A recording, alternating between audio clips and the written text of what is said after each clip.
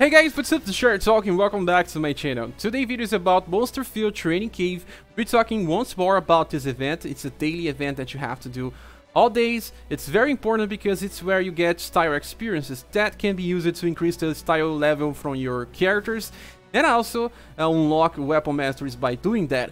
So I talked about on the past video how to defeat this boss with an average squad, not exactly end game, not a specialist. Everyone could use that strategy, but this one is a little more specific. I want to explain how you can defeat this boss with only 2 styles. That's right, so that you can bring 3 other styles just to get experience and make the better value of this. So let me click here on the boss details so we can talk briefly about this boss. He is weak to pierce, so bringing pierce damage is important.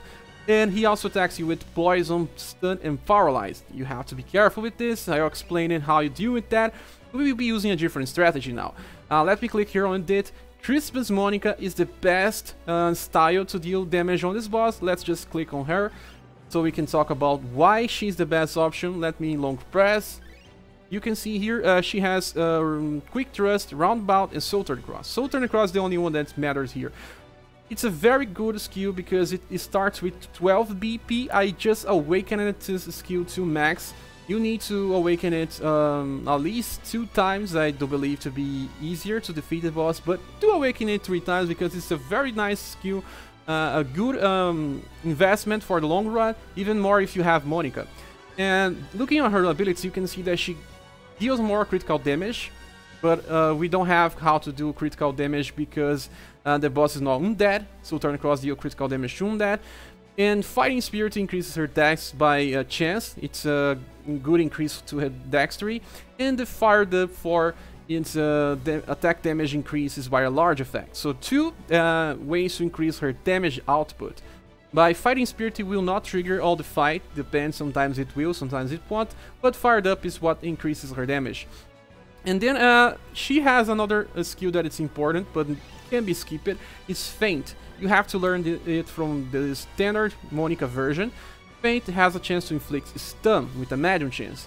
This will be used against the second enemy called Juggernaut, that he can be stunned but not paralyzed. So the other options, if you do not have Christmas Monica, one is very easy to get because he's free.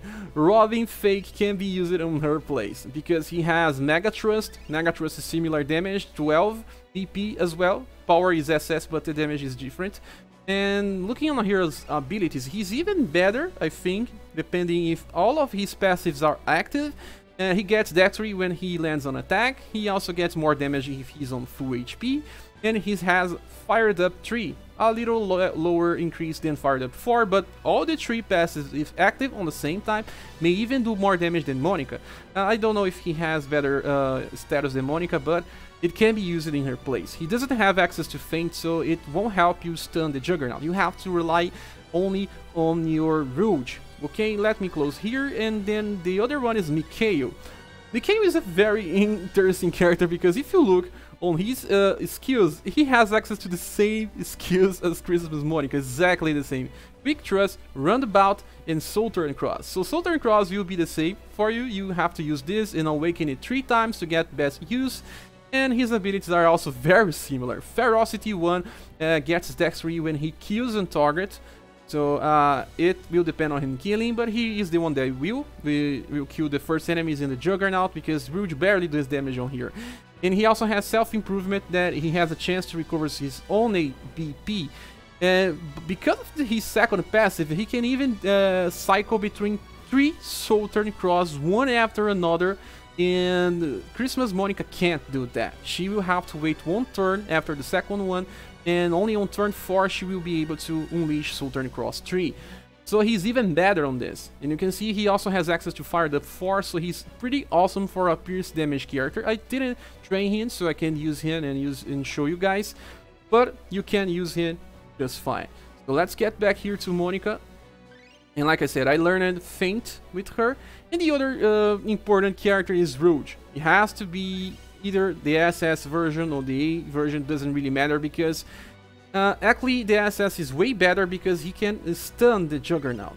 The Juggernaut can be stunned by using of Racking. Racking has a chance to inflict stun. It's 5 BP. You can reduce the BP or not. It doesn't really matter on this fight. You don't need to awaken any of the Rouge skills. Can be useful for the future, but it's not recommended just for this stage. Okay, so you see I learned Shadow Chains by my A styles, and it's very important to paralyze the first 2 enemies, and he also is very dependable because Drain Energy can get even more healings if he needs, and he also has access to healings by the first passive that when he lands on attacks, he defeats the targets, he can recover his HP. But he's not here to defeat targets. Okay, so last is the formation. Let's click here on change formation so you can understand why I'm using Hunter's Gambit. Hunter's Gambit is one of the best formations in this game, and it can be used different than the game recommends. It says that you should be using this with bow users, but we barely have any bow users. There's no even a single SS that uses bows. But it increases dexterity by 50% and reduces agility by 50%. Now, what happens here is that Monica uses dexterity to increase her damage. All Pierce damages dealers that uses Happiers, all Happiers will increase the damage by using dexterity. So she gets a lot more damage by this formation. And the slots number 2 and 3 will get more likely to be attacked. They are on the front line, so you will use your dummy characters just to stay on the front lines to die. Doesn't really matter if they die or not. And we'll be placing Rouge here on the slot number 4, can be number 5 because it gets even more agility. Okay, so this is the formation that we use. Rouge is here, and you can see Monica there. Okay, let's click on confirm, and we'll start the battle to see if everything works. Should work. I already did this twice in a row, so let's see if this can succeed on the first try. Okay, let me click here on battle start. Nice. You see, there's 2 enemies on the front now. You can start this by just attacking normally one of them, and then you just have to choose in Shadow Chains and try to paralyze the other one. I'll do this because if I fail to paralyze one, I'm already trying to kill the other. Yeah, nice. We just paralyzed that other one. These enemies have no resistance to paralyze, so it's very easy to inflict paralyze on them. You see, now we were just trying to paralyze the other one.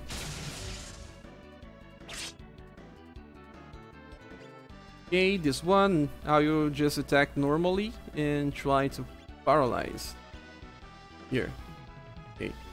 You see, with the other characters you can do whatever. Doesn't really matter. Nice. Now we just turn on normal auto.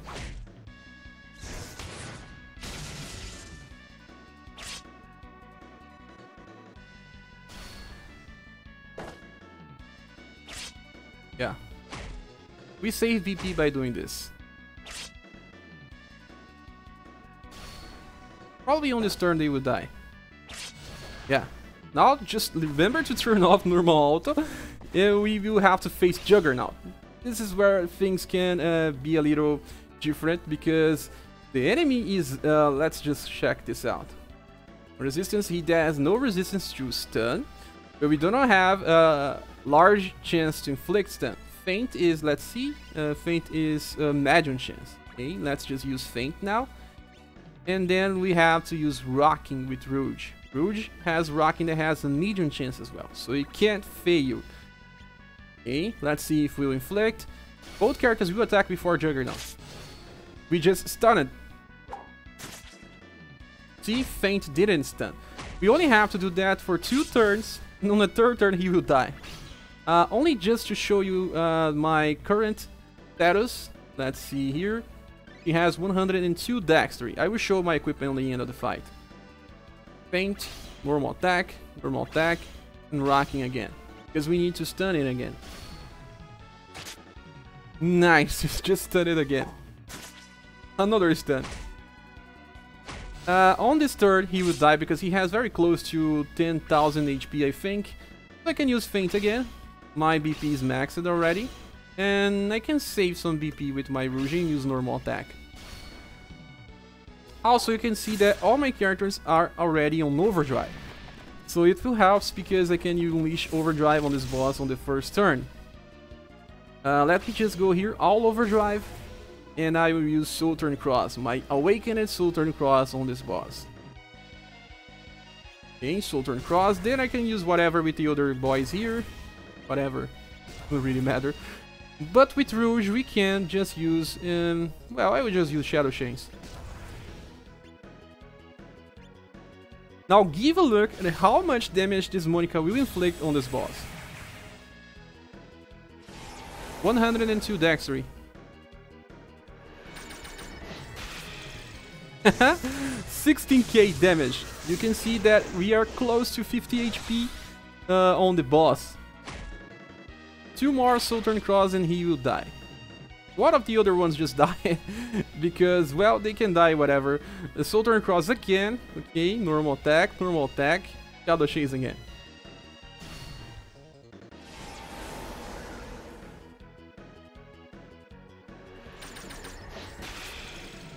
Nice, 11k.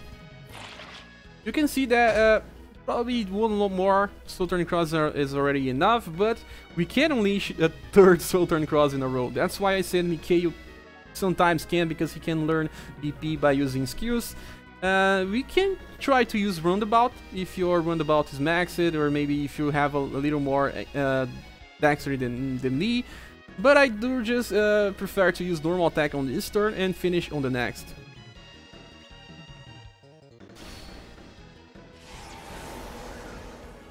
Rouge doesn't do damage, but even normal attacks with this Monica do 4,000. She resisted the the paralyze. Pink Scooter just went south now, but Rouge could still finish. Okay, now Sultan Cross. Shadow Chains doesn't matter.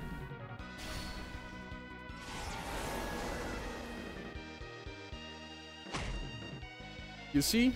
Sultan Cross, boss is down. We just finished this fight with only 2 style. The other 3 are now earning a lot of style experience. They may even get some status. I think this is the perfect strategy for this fight. I don't think that there's any way to finish with just one character. Maybe in the future, but not right now.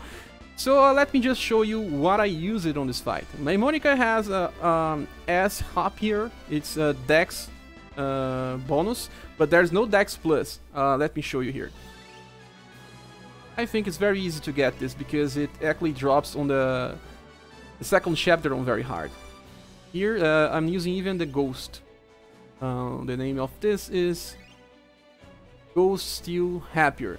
Okay, and with my equipments I'm using, let's see here, this one is Armor Vest that gives 2 dexterity. And then my gear is Budogi that increases 1 dex. And the last one is this accessory called Nail Amulet, increases 1 dex more. So this is why I have 102 with her. You can see. Okay, so I think this helps. I hope you enjoyed the video. Please subscribe if you have it, and you can help this channel grow by using Patreon, PayPal, or Ko-fi. This will really help me, but I will always keep releasing content for Romancing Saga. Thank you for watching. We'll see each other on the next video. Bye.